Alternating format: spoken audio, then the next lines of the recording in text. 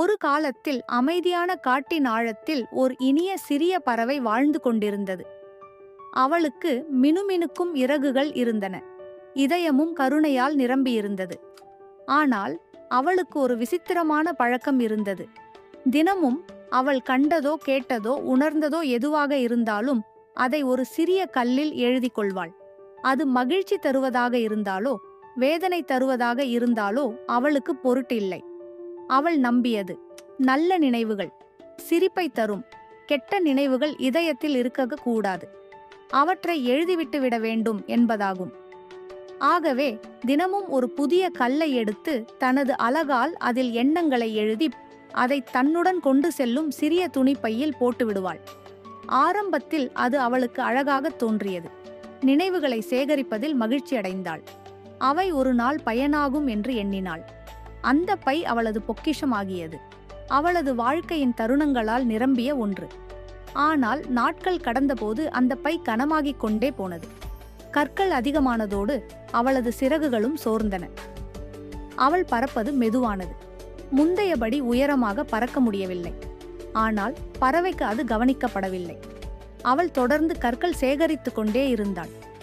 ஒரு நாள் அவள் ஒரு புத்திசாலி ஆந்தையை சந்தித்தாள். ஆந்தை கேட்டது, சின்ன பறவையே, இந்த பையை ஏன் சுமக்கிறாய்?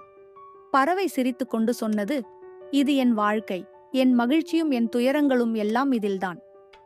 ஆந்தை சோகமாக கேட்டது, ஆனால் நீ இன்றைய நாளில் வாழ்கிறாயா அல்லது நேற்று கொண்டு செல்லுகிறாயா? பறவைக்கு புரியவில்லை. அவள் பறந்து சென்றாள். ஆனால் அந்த பறப்பும் மிக கனமாக இருந்தது. வாரங்கள் கடந்து சென்றன. பை நிரம்பி வழிந்தது. இப்போது அவளுக்கு தரையிலிருந்து கூட எழுந்து பறக்க முடியவில்லை. சிறகுகள் வலித்தன. அவளுக்கு சக்தி இல்லை.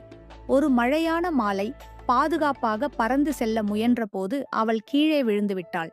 அந்த கற்களின் பாரம் அவளது மென்மையான உடலை நசுக்கியது. அவள் அங்கே அமைதியாக படுத்திருந்தாள்.